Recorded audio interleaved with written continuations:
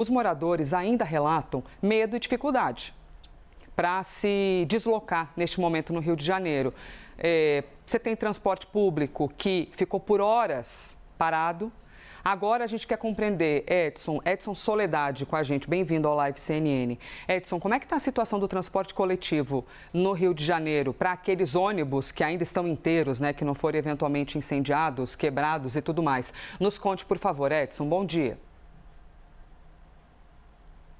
Pois é, Elisa, bom dia para você, bom dia a todos. O que eu posso dizer é que, pelo menos aqui no bairro de Olaria, o transporte público ele funciona muito bem.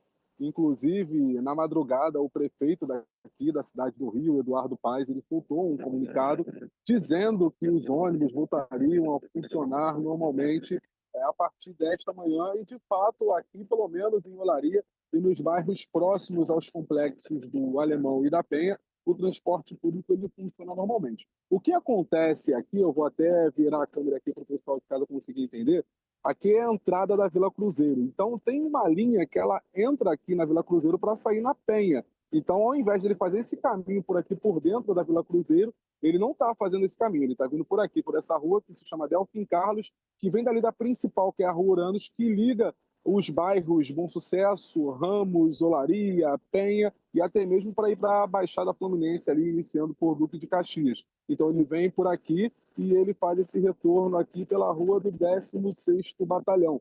Então, pelo menos o transporte público ele funciona aqui nos bairros de Olaria, Ramos e Bom Sucesso de uma forma muito tranquila.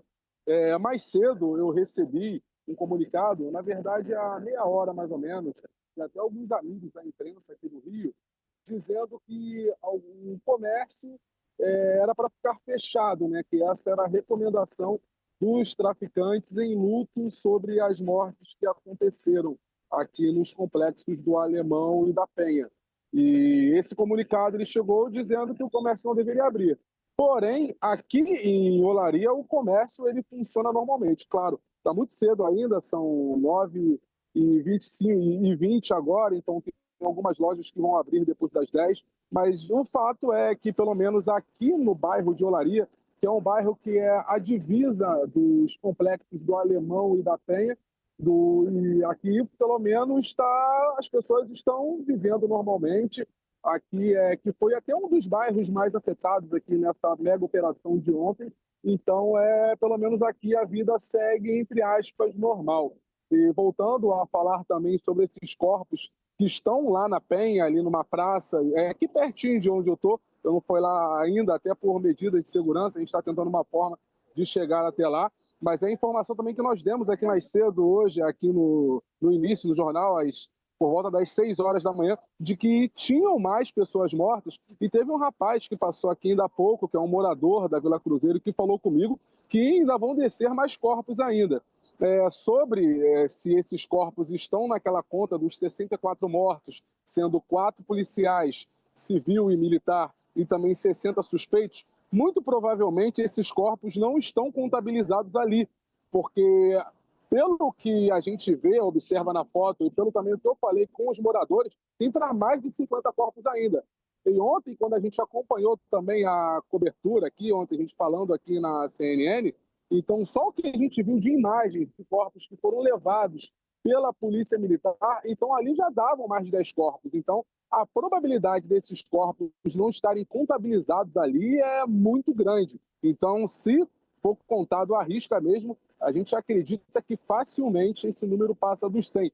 É isso que você falou, Elisa, quando você abriu o jornal de famílias, de pessoas ali chorando pelos corpos, pelas pessoas mortas, como você falou, realmente são pessoas de aproximadamente entre 18 e 20 anos de idade.